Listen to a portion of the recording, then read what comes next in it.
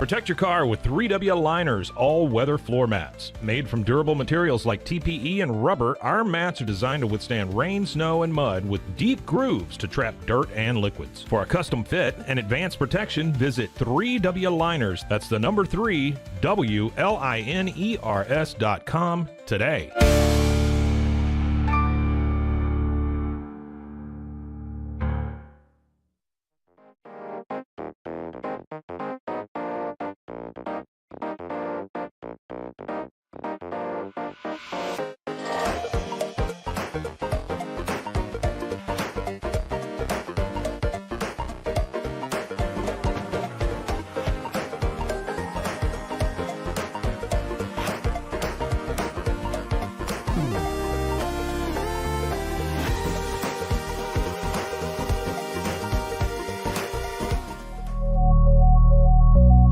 At Acasis, innovation drives us. Since 2008, we've been creating cutting-edge technology products that make your life easier. With a focus on performance, design, and customer service, we're here to help you work smarter, not harder. Join us on our journey to simplify your world. Visit Acasis.com today. That's ACASIS.com today.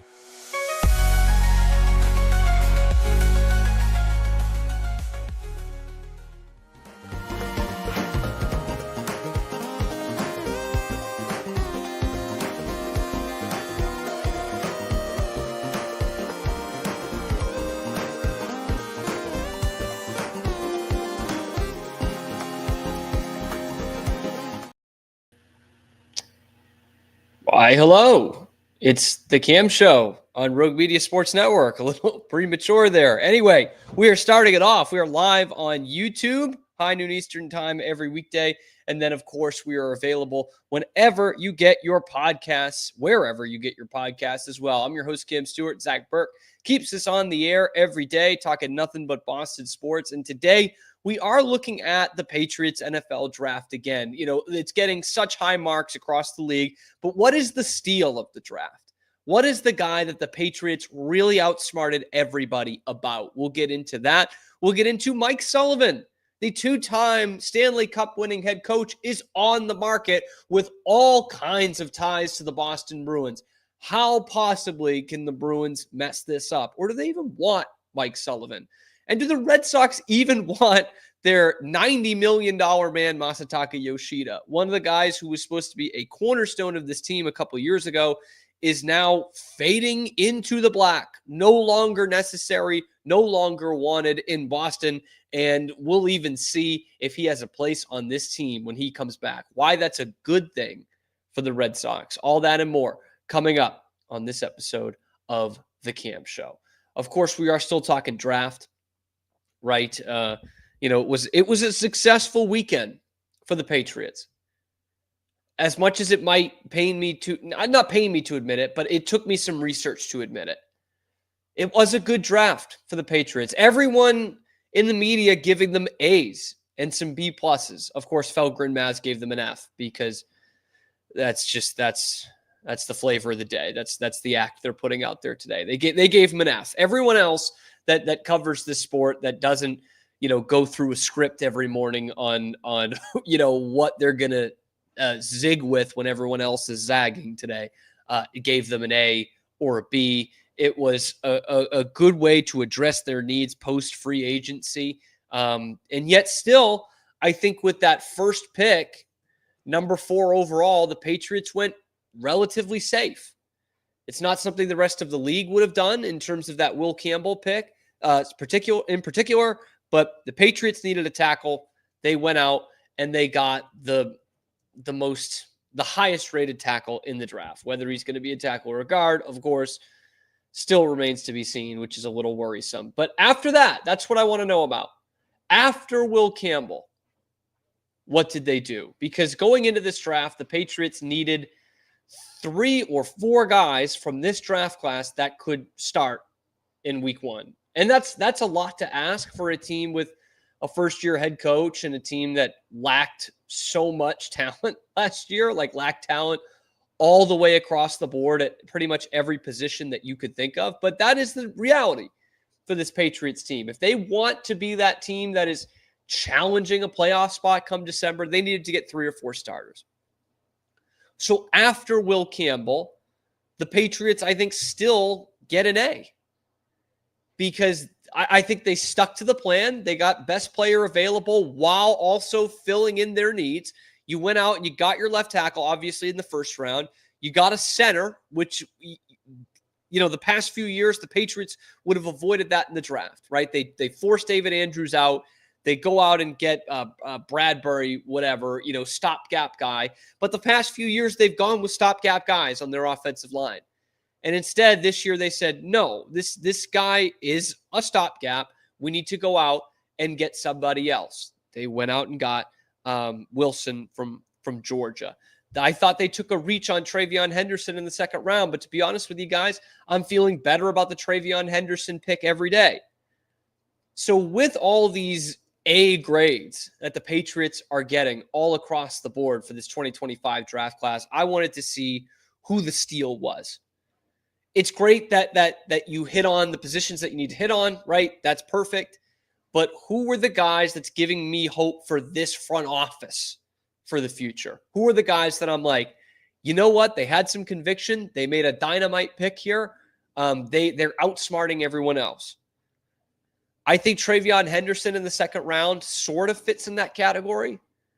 I think Jared Wilson from Georgia fits into that category. I think Kyle Williams, the receiver from Washington State, fits into that category, and Bradyn Swinson from LSU also fits into it. But who is the steal? Because right away, I thought the day of the draft, day 3, when they were rounding out their draft, Kyle Williams was the guy. That was the steal. I look at Kyle Williams, man, and I love everything about it. I love that they didn't go first round on a wide receiver or second round because they suck in those rounds picking wide receivers. And I am happy with the direction they went with the kind of receiver. I'm sick of the not very fast, tall guys who go up for contested balls, right? N'Keal Harry was that. Jalen Polk, to some extent, was that. And in this draft, Ted McMillan, the first wide receiver in the draft, who a lot of mocks had the Patriots taking for a lot of this process, was definitely that. And we have seen that does not work with this organization. It's not what this team needed right now. You need a productive wide receiver, basically with any mold, but preferably one who's a little bit fast and can get yards after the catch. The Patriots were awful among many things last year. Yards after catch, playmakers at the wide receiver position, just begging to get anything you could out of Pop Douglas and hoping that he could be your yak guy, your playmaking guy. And Pop can do that to some extent. Kyle Williams can really do that. And again, he was not a guy who was really highly touted because he played in the Pac-2, what's left of the Pac-12. He was playing, a Mountain West schedule at 10 p.m. Eastern time on the CW, right? So we didn't see a lot of him, but he was one of the most productive receivers in all of college football last year. Well over 1,000 yards, over 14 yards a catch, absolute burner, 4.4 40. So, even for a smaller guy at 5'10", a 4.4 guy, I'll take speed over the height pretty much any day of the week. Speed really helps you get open, as we've seen with N'Keal Harry, and I think we will see with Ted McMillan. The height and the muscle doesn't necessarily make sure you're an open receiver. Okay. And plus, you already have a tall guy. Mac Hollins, great. He's not your number one receiver, but he's tall. You don't need to chase that in the draft like you've done so many years before. And I love this tape of Kyle Williams. I'm going to show you 3 plays on here, but the first one, when he's matched up with Travis Hunter of Colorado, it's in 2023, so not this past year, but both veteran players at that point. Travis Hunter, apparently the number 1 corner in the draft. Kyle Williams absolutely burns him. Look at this.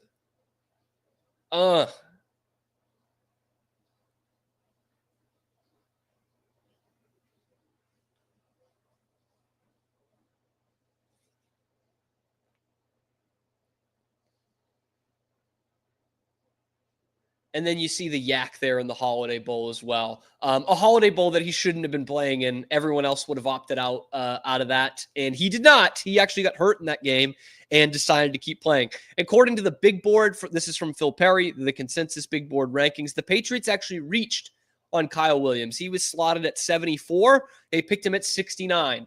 Very nice. But what I see with that in this wide receiver draft in general is there was not a big gap between Tet McMillan at number 1 and whomever your 7th or 8th wide receiver was, right? And there was rumblings leading up to the draft that Matthew Golden would actually be the first wide receiver taken in the draft. And it ends up being McMillan. He's picked in the top 10, but there's just not a huge difference between 1 and 6 or 7 or 8 as in years past. Last year, Marvin Harrison, there was a huge gap between number 1 and number 2 at wide receiver. And so I think the Patriots get great value from Kyle Williams. I think he's a guy that slots in right away. A little bit of a drop issue at Washington State, which, look, let's not blow past that. That's not something I love. But for a guy who gets as open as much as he does, I think that is a boost to this team. I think there's a little bit of the play style of Stephon Diggs. I'm not saying he's going to be Stephon Diggs, but he's got a little bit of that height and play style, and you're playing with Stephon Diggs, which I think is nice. But the comp that I loved over the weekend from NFL Network, Steve Smith of the Carolina Panthers, a guy who I think should be in the Hall of Fame here pretty soon, all-pro receiver, absolute dude for a long time in this league. He said, you know who Kyle Williams reminds me of? Me. Reminds me of a young Steve Smith. I love that. And there is a lot there. I mean, Steve Smith, I don't think was quite as fast, but was short, overlooked, quick as all get out, and could get open and was a big yak guy. Kyle Williams is definitely, he fits all of those criteria. So that was my initial thought. Kyle Williams got to be the steal of the draft, right? Jared Wilson picked 15 spots behind the big board projection and is going to go in as a starter on the offensive line, which obviously needs a ton of help. Center position needs a ton of help. That might be your steal. I'm not going to sit here and break down tape of Jared Wilson necessarily, but it's a guy who I think teams were apprehensive about because he only started 1 year at Georgia, but is a super athletic guy who fits a major need position for you right away. Maybe that's your steal. Or maybe it's Bradyn Swinson. Kyle Williams was my first pick of that's your steal of the draft because I think fans are going to love him. But if we're talking pure steal, overlooked guys with plenty of upside and with a bonus being at a position that the Patriots need a lot of help at, which is most of them, right? Bradyn Swinson from LSU, I think, is your steal of the draft. If this kid sees the field this year and works on his maturity issues, then he probably is your steal of the draft. Defensive end, LSU, second team All-SEC. The big board had him at number 71. The Patriots picked him 75 picks later at 146. So we talk about how big a slip in the draft Shedeur Sanders had. He goes down to 144. Meanwhile, the guy 2 picks behind him was probably a more surprising slide for NFL scouts. Because Shedeur Sanders was not top 5 on the big board. He was top 5 on Dion's big board, not everyone else's. Bradyn Swinson was seen as a third-round pick who slips all the way into the 5th round at number 146. Again, there are some character concerns there, like there was with Shedeur. There's some character concerns. That's why he falls to 146. But this is where the Patriots and their front office really backed up saying, we're going to get the best player available. The 5th or 6th round, at that point, you're taking flyers, right? You picked Joe Milton in the 6th round last year. There was a fucking basketball player in Caleb Lohner who was taken in the 6th round, who played 1 year of tight end at Utah. Rico Gathers, another basketball player, was picked by the Cowboys in the 6th round back in the day. That's where you take flyers. Once in forever, you get a Tom Brady in the 6th round. The rest of them, you're taking a chance on guys. And at that point, you're like, you know what?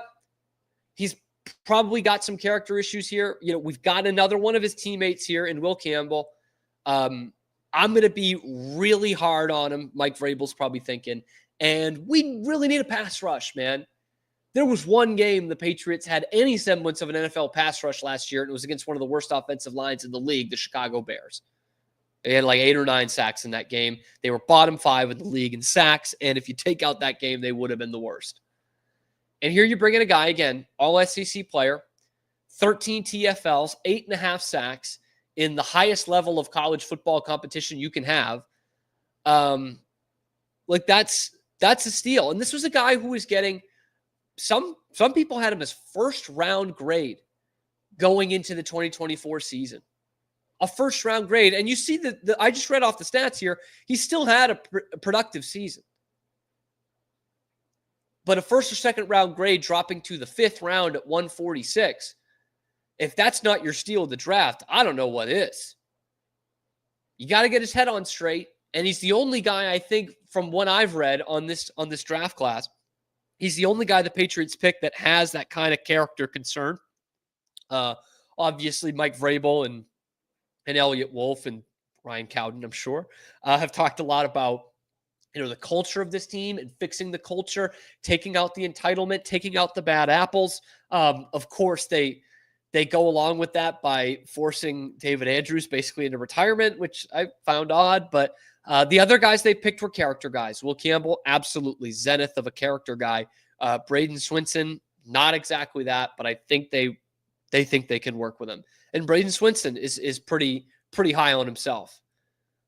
He said he cried real tears, worked hard for everything he got in his life. Don't care what the pick is. I got picked. I'm excited to get here and work. New England, you're getting a dog. That's what he said. You are getting a dog. The other teams are not believing in him. He said, you got to steal. A player that's going to do his 111th. Player that's going to do whatever the team needs. Looking to change the culture here, hopefully in a good way, and add to the winning that's going on. Don't know what Patriots he's been watching the last few years. You're getting a dog for sure. I love the Kyle Williams pick. I love being able to get a plug-and-play starter on the offensive line in the 4th round in Jared Wilson. And I really like getting a guy who was getting a first or second round grade at the beginning of this year in the 5th round. I think that's big time for the Patriots. Some people like Craig Woodson, too, the Cal safety. Doesn't do a lot for me, but you need some help at that position, obviously. But for so many years, this is where I want to kind of make the point. For so many years under the Belichick regime, it felt like it was about outsmarting other teams and reaching like hell. Like there was no press conference during the draft this year or live stream during the draft this year where Sean McVay is laughing at the Patriots' first-round pick because he thought they were going to get him at 105. Like, there was none of that this year. That was the Belichick, and it got so old at the end. It's one of the only criticisms I ever have of Belichick is that you just thought he was trying to outsmart everybody else by taking a Cole Strange in the first round, or not drafting Lamar Jackson, which he said was a huge regret of his, even though he knew he was moving off a quarterback pretty soon. So to see a team not overthink it too much and actually get a real steal later on in the draft rather than reaching at someone in the first round and hoping that might become a steal, I just love that mentality. And we'll see how this works out. I was not high on the TreVeyon Henderson pick at first, but the more I read about him, the more I am in. Okay, again, it's the optics of a running back in the 2nd round for a team that's won 8 games in the last 2 years. But according to all the people scouting him, he's really advanced in pass protection, can step in and do that right away. That's a huge need for Drake Maye and to obviously have a weapon as a 3rd down back that's been so successful in the Josh McDaniels offense. Every time the Josh McDaniels offense has been successful, that's humongous. And again, we compared him yesterday to Shane Vereen, compared him to James White. Those guys each needed to redshirt in the NFL to learn the playbook, pick up the blitz protections, and be a guy that they were confident to block for Tom Brady on 3rd down and go out for for a catch on a crucial down. TreVeyon Henderson, pretty advanced in that. Big-time playmaker in college as well. Not exactly a steal in that the big board had him at 37. The Patriots picked him at 38, but could be a much bigger pick than I originally thought in terms of helping out Drake Maye. You needed to protect Drake Maye. You needed to help him. And I think the first 4 rounds of this draft, you did both. You got TreVeyon Henderson and Kyle Williams to help him. You got Jared Wilson and, of course, Will Campbell to protect him. And TreVeyon hopefully will do a little bit of both. So I'm not blowing smoke, man. I think they're getting it right. I think this was a really good draft by the Patriots. Obviously, we'll need to see in October how many of these guys are out there starting, a good deal into the season. But they got some steals here. Kyle Williams for sure. Bradyn Swinson, absolutely. If that kid is anywhere near a Pro Bowl defensive end, that's one of the steals of the decade for the Patriots in their draft so far. Halfway through the decade, it would definitely be.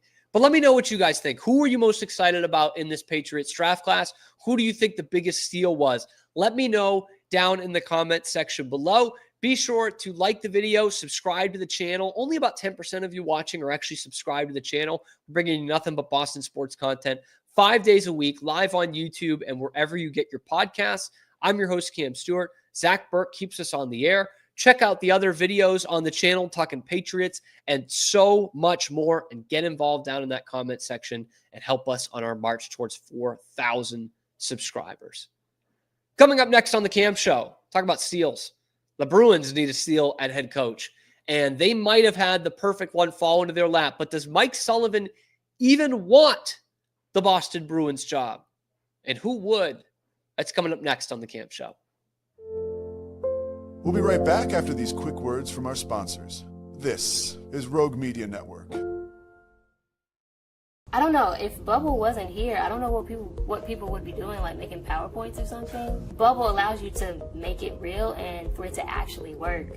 So I feel like Bubble bridges that gap and being able to give people the opportunity to make their ideas come to life really quickly too. I love that I can sit down and build something the way that I think it should be built and have the control over it. Bubble turns ideas into fully scalable apps. Try Bubble today.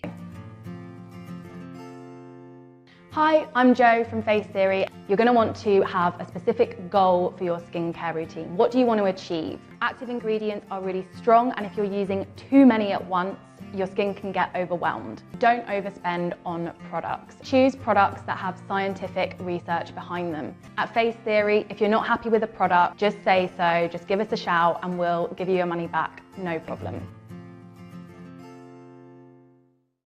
I know you're gonna love this Kodak That Plus printer. You guys just connect it to your smartphone and then you're gonna use the Kodak Photo Print app. It's going to print you a 4x6 photo. I am just in awe. I love how these turned out. Also, the printer comes with a free cartridge of 10 photo sheets. I can assure you, you are going to love this printer as much as my family has. You guys have to check it out for yourself. Streamline event and appointment booking with Amelia's sleek, modern, and fully customizable booking forms. Tailor the colors, fonts, and design to match your brand and seamlessly integrate with your WordPress website. Whether it's for events or appointments, Amelia makes booking simple, stylish, and perfectly aligned with your business. Enhance your booking experience today at WPAmelia.com. That's WPAMELIA.com. Amelia. And now, back to our show. Thank you, Pete. We are back on the Cam Show on Rogue Media Sports Network. I'm your host, Cam Stewart. Zach Burke keeps us on the air, talking Boston sports 5 days a week, live on YouTube and wherever you get your podcasts as well. Talked a lot of Patriots draft in that first segment. Who was the steal of the draft? Steal for the Patriots. Not even necessarily their best pick, but the one that could make them look the smartest by the end of it. Definitely interested to hear you guys' thoughts. So if you're just tuning in, drop that in the comments below, what you think the steal of the draft was for the Patriots, and what in a draft that is getting a way better report card than I ever got in school. I mean, A's across the board for just about everybody, not just local media, national media mostly, just loving this Patriots draft. And again, I just love that they didn't overthink it, man. Like, that's what they've done so much, and they did it a lot under Belichick. I think Belichick got too much shit. I thought he had plenty of good drafts that people just don't remember. But obviously having Brady covered up a lot of that, right? A lot of that. But anyway, we're not talking about Patriots draft right now. We're talking about a different coach. Mike Sullivan fired, kind of, by the Pittsburgh Penguins. A mutual parting of ways, I think, is how they put it. And if Bill Belichick can't admit that he was fired last year, then neither will Mike Sullivan, baby. But he's got all kinds of options. 2-time Stanley Cup winner. There are now 7 teams looking for coaches. 6 for Mike Sullivan, because one of them's the Penguins. And one of those teams, I guess, technically, is the Boston Bruins. They have not fired Joe Sacco, but he's an interim. And I think they expect him to kind of move out of his office before Don Sweeney has to go in there and tell him. I think that's what we're dealing with at this point. But they're going to be looking for a coach. And Don Sweeney said in that disastrous press conference last week that they're looking for a guy with obviously NHL experience. So they're not going for David Carl. I'm okay with that.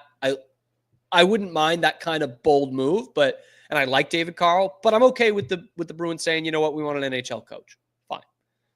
They're also looking for someone with an evolving offensive mind, whatever the fuck they called it, right?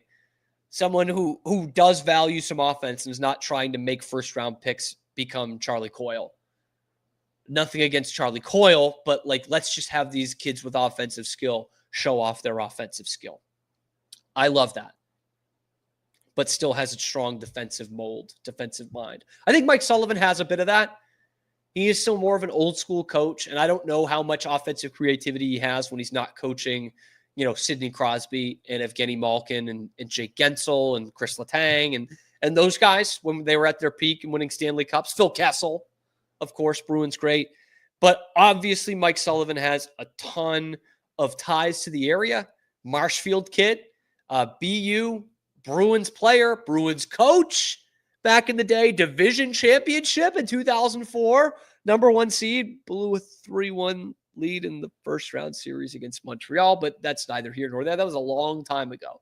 And to be honest, Mike Sullivan was in kind of a shit situation back in the day with O'Connell as GM. Like they kind of ran him into the ground after the lockout, and Mike Sullivan was just kind of the sacrificial lamb. So he was dealing with a bad GM. A team that needed a reboost, a rebuild, retool, whatever you wanted to call it back then, with a new GM, a new captain, all these new players, and Mike Sullivan wasn't around for it. He becomes a sacrificial lamb. He's canned. Claude Julien comes in, becomes the all-time winningest coach in Bruins history, leads him to the Stanley Cup in 2011. But the first part of that, a GM that's not working out, kind of a not great salary cap situation, which is where they were in 2006. Not terrible, but not great. They had just traded their captain. That sounds familiar. In fact, all of it sounds familiar. A team that won the division 2 years ago and then didn't make the playoffs, just like Mike Sullivan did in 2004, and he's fired in 2006 after a bad season. Or how about, having an unsuccessful GM? That sounds pretty familiar right now. GM that's on the hot seat. O'Connell gets thrown to the Wolves at the same time as Mike Sullivan. Don Sweeney's still here, so that's a bit of a difference. Traded the captain. Joe Thornton traded in 2005, November of 2005. Brad Marchand traded at the trade deadline this year. Both in their coaches last season. Both need a retool, a rebuild with some core players. 2006, you still had you had very young, Bergeron and Krejci and Tim Thomas just kind of breaking into the league. You needed to build up everything else. This team maybe a little bit better, right? Charlie McAvoy in his prime, David Pastrnak in his prime, Morgan Geekie, hopefully not just a Pastrnak merchant and can maybe be a 2025 goal scorer. More ready to believe that than he is a 30 goal scorer. There are a ton of similarities from Mike Sullivan getting canned last time with the Bruins to the situation he walks into right now. And I mentioned those guys in their prime. Did you know that one of them is his son-in-law? Is that weird? Is that kind of a red flag? The guy who could be the captain of this team, Charlie McAvoy, is his son-in-law. No power struggle there. Nothing weird. No internal conflicts there. I mean, it's not as close as Mike Keenan and Mark Messier were, of course. I mean, they were like Randy and Mr. Leahy and the Trailer Park Boys, but maybe it's not quite that close. But I like Mike Sullivan. I wouldn't say it's the most gung-ho pick for new head coach of the Bruins, but then again, who is? You know, David Carl might have got some people fired up. Joel Quenneville, I think, would be a great pick, but obviously there's all kinds of skeletons in the closet there in terms of how people perceive Joel Quenneville in this league. That might not be the way to go. If you're the Bruins, personally, I don't care. I'd rather take Joel Quenneville as the second all-time winningest coach in history and 3 Stanley Cup championships. But hey, Mike Sullivan's got 2. He's a local guy. He knows Charlie McAvoy pretty well. And I think he can work with this team that's got a good core and needs some role players on the side. He's worked really well with role players. I mean, he turned Jake Gensel from a role player to a star. Brian Rust as a role player was a huge part of those Penguins teams. Phil Kessel was a big contributor to those Penguins teams as a guy who was at role player time in his career. I think Mike Sullivan can really do well with this Bruins team. On the flip side, because it is an easy sell for Don Sweeney to come in, you know, guy, Massachusetts ties, former Bruin, 2 Stanley Cups, very easy sell for Don Sweeney to the fan base. But let's look at it from the other side. Does Mike Sullivan want to come here? Don Sweeney seems to be very convinced that who would want to turn down the Boston Bruins? We've got 100 years of history here. Who wouldn't want to turn that down? You know that no matter what you do, the GM is going to outlive you, and that he's going to have the say in who gets called up and who gets sent down. And at that point, you're wondering if Don Sweeney has the call on who's sitting up in the 9th floor as a healthy scratch. He's not going to have great communication with the coach. He hasn't had that for the last 2 coaches. And some role player might bitch about how you talk to them, and you could get canned. So I don't know if this is where Mike Sullivan wants to be. I really don't. Because there's some decent jobs out there. You know, Chicago is not the most sexy, but you're going to have, 4 or 5 top 5 picks on that roster next year, including a supposedly generational one in Connor Bedard. Okay, so that's one team.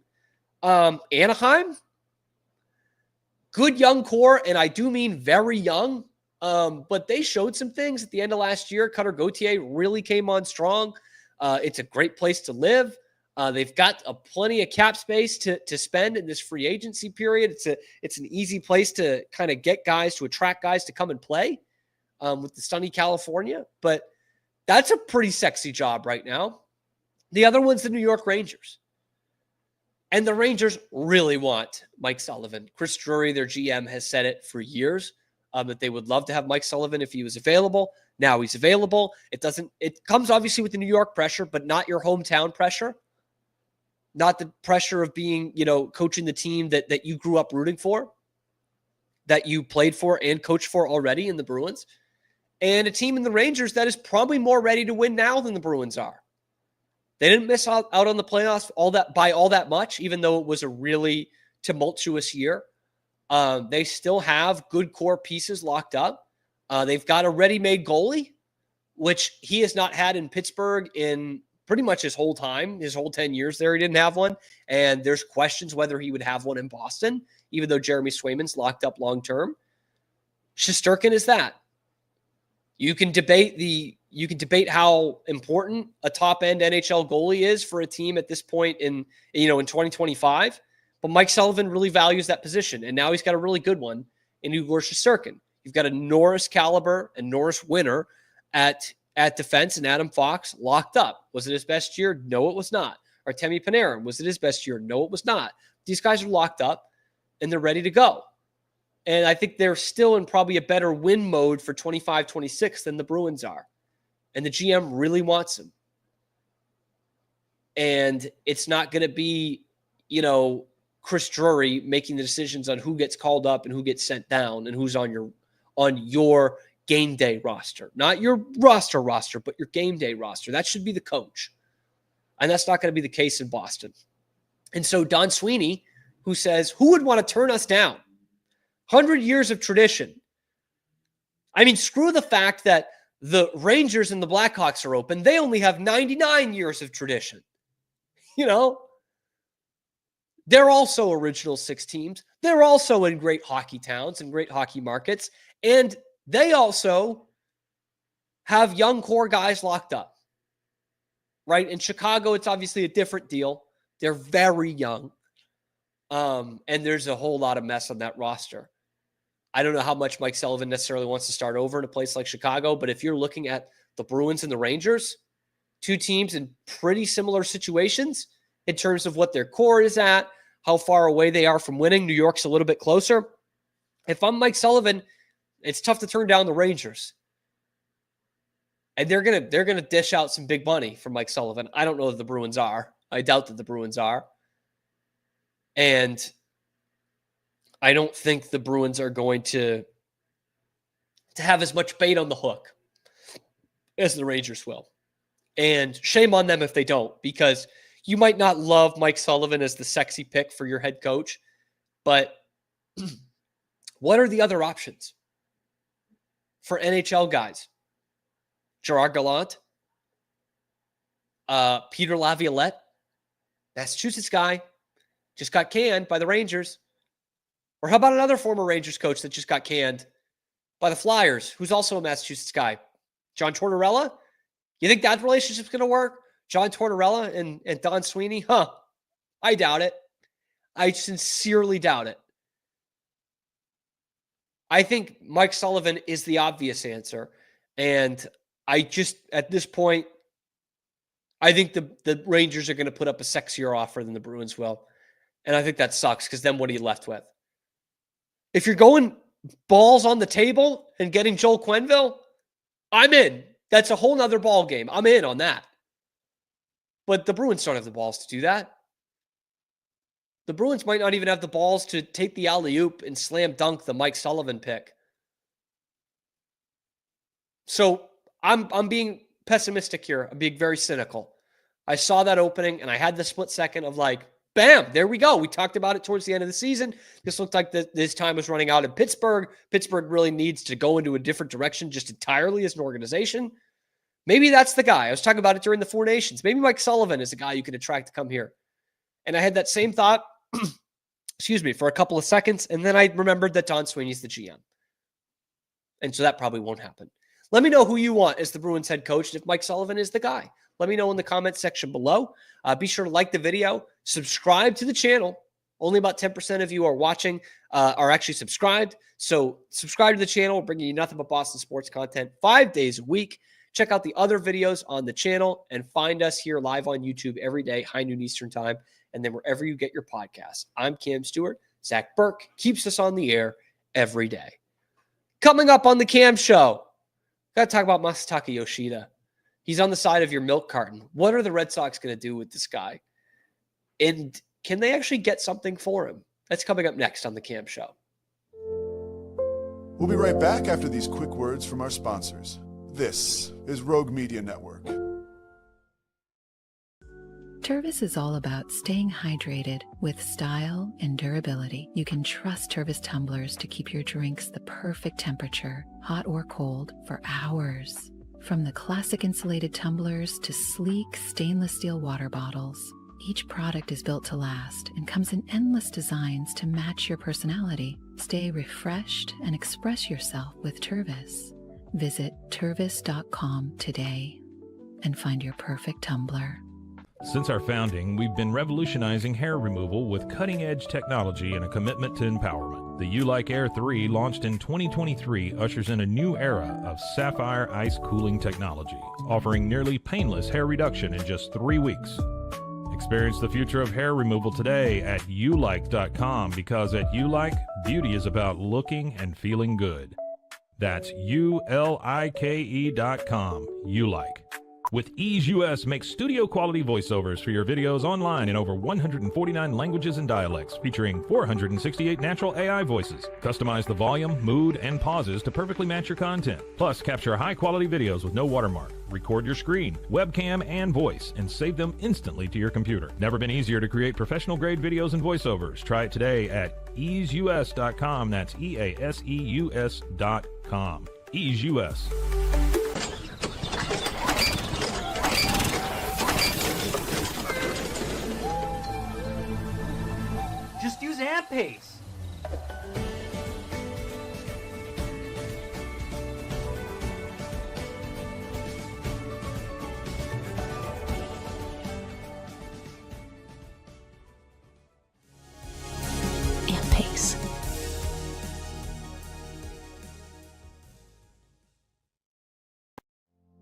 And now, back to our show. We are back here on the Cam Show on Rogue Media Sports Network, just like we are every weekday, man. Every weekday, high noon Eastern time, live on YouTube, and then we're available wherever you get your podcasts as well. I'm your host, Cam Stewart. Zach Burke, behind the scenes, man, keeping us on the air every single day, doing a damn good job of doing it. We haven't gone off the air once in a while, anyway. But that wasn't Zach's fault. Anyway, moving forward, we talked about the Patriots in the draft. We talked about Mike Sullivan potentially being the next Bruins head coach and why Don Sweeney just probably won't let that happen because he's a dummy and will probably not like having anybody with any kind of personality in that room. He thought he had a lame duck guy let's look at Don Sweeney real quick. I know this is part of last segment, but he promotes Bruce Cassidy from the AHL team. So he can tell Bruce Cassidy whatever he wants for the most part. And, of course, Bruce Cassidy leaves and wins the Stanley Cup. Jim Montgomery hadn't been a head coach in the NHL a while, had gone through personal struggles, had gone through rehab, needs another chance in the NHL. And so Don Sweeney can be like, yep, I'm going to tell this guy what to do. And then when Don Sweeney cans Jim Montgomery because Jim Montgomery says, hey, I kind of want a contract here and I kind of want to have some say in who's playing in Providence and who's playing in Boston. So then he goes to Joe Sacco, which seems like a great guy, part of the organization for a long time. He can tell Joe Sacco to do whatever he wants to tell Joe Sacco to do. So I don't know that Mike Sullivan or John Tortorella or obviously Joel Quenneville, and no matter how desperate Joel Quenneville is going to bow down to that. And I don't even think Peter Laviolette's going to bow down to that. So Jay Leach, here we come. Probably.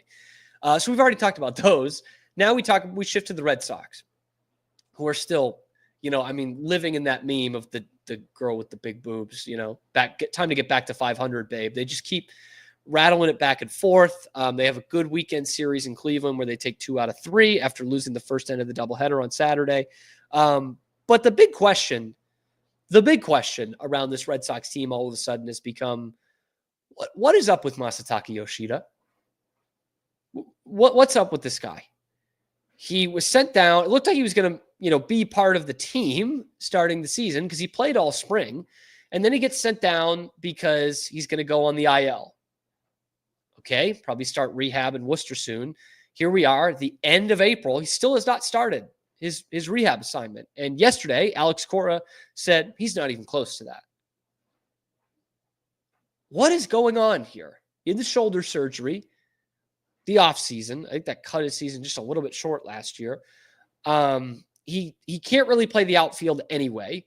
And now Rafi Devers is your DH. But again, that's something you knew by, mid-March, beginning of March, when you signed Alex Bregman, that was going to have to be the case, that Devers was going to have to be the DH. And you knew that there was probably not a spot for Masataka Yoshida, a guy who you spent big money on 2 off seasons ago.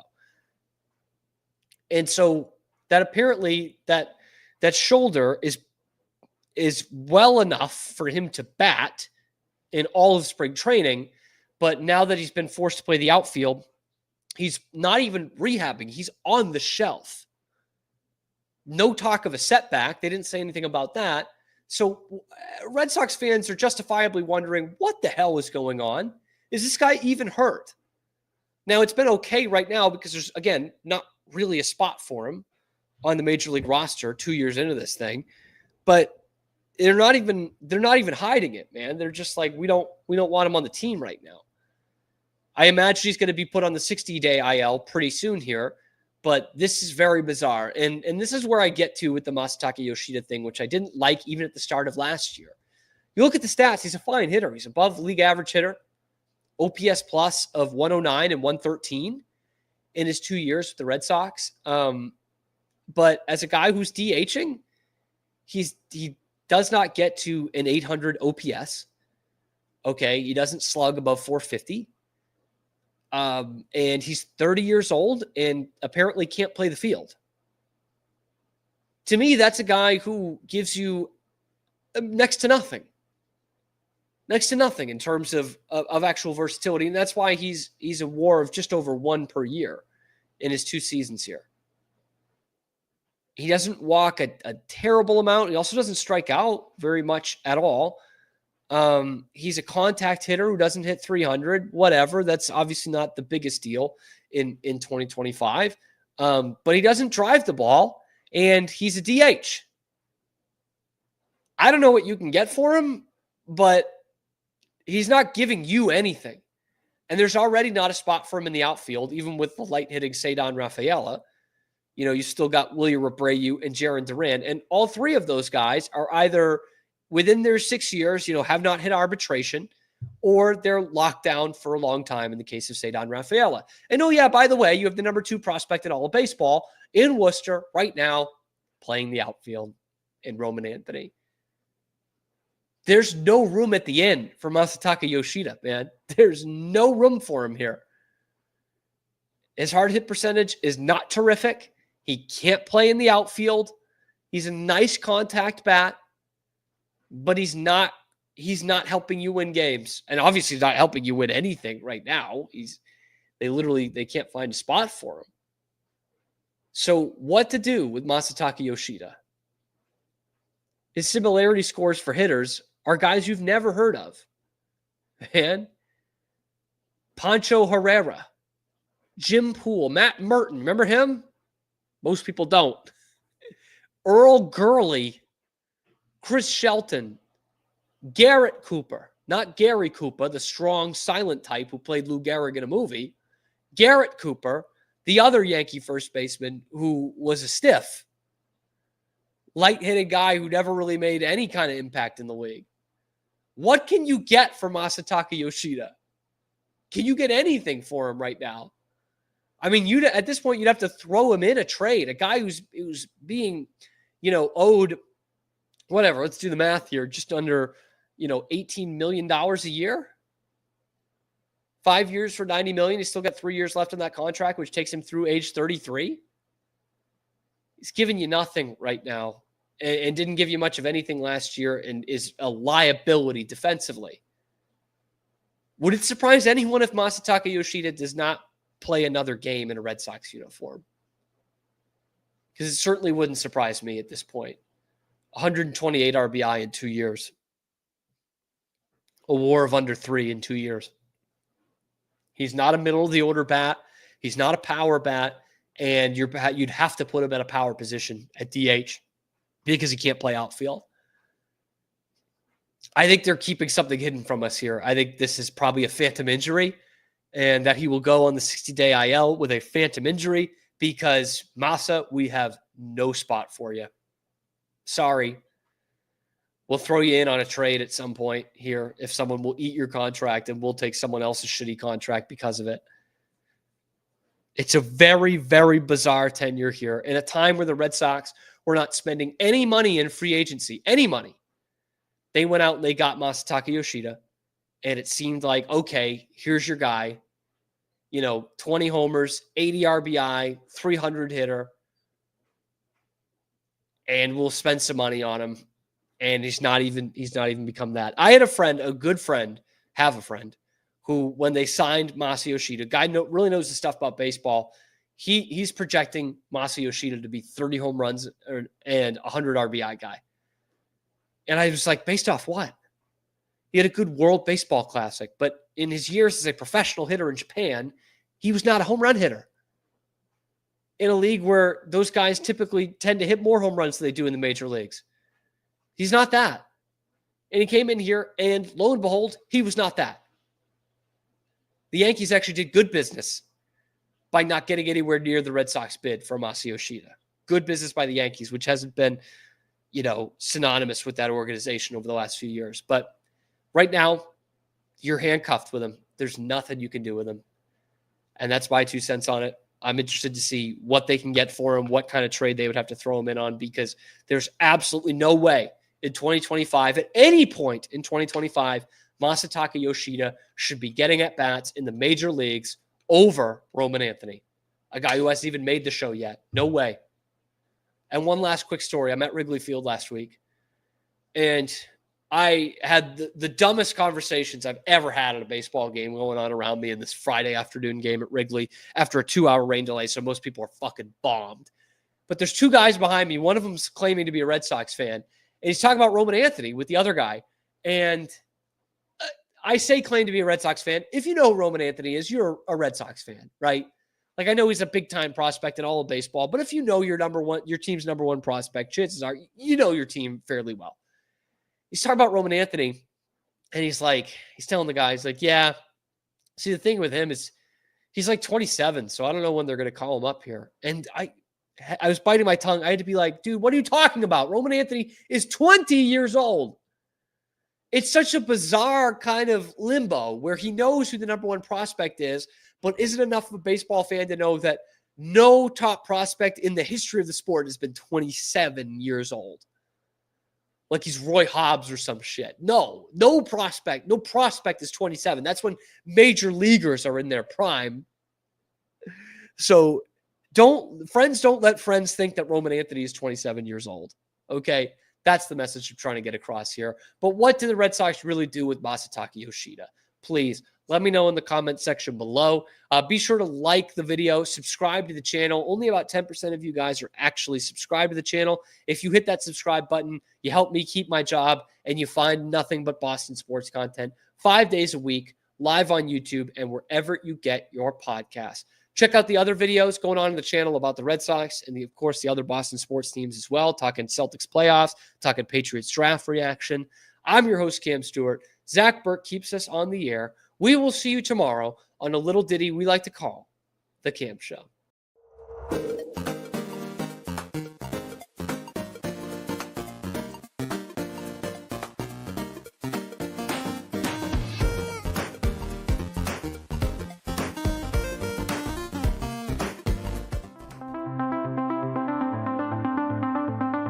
Transform your workspace with Hanomi Ergonomics. From adjustable chairs to standing desks, we provide solutions for comfort and productivity, whether at home or in the office. Improve your posture, reduce strain, and work smarter. Visit us at hanomi.co today. That's HINOMI.co today.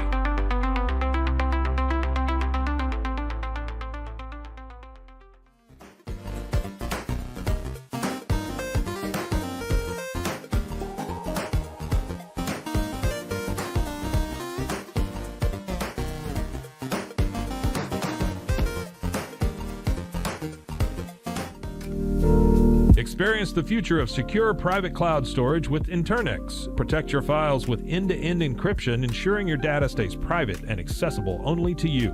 Enjoy seamless, fast storage without compromising security. Visit Internix.com today and take control of your digital life. That's INTERNXT.com today.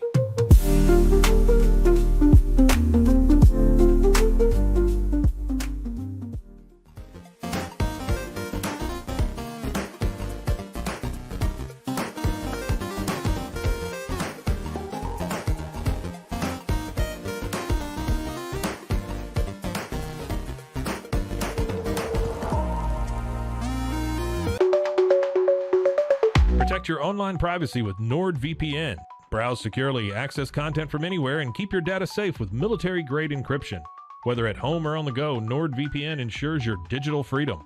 Stay secure. Download NordVPN today at nordvpn.com. That's NORDVPN.com.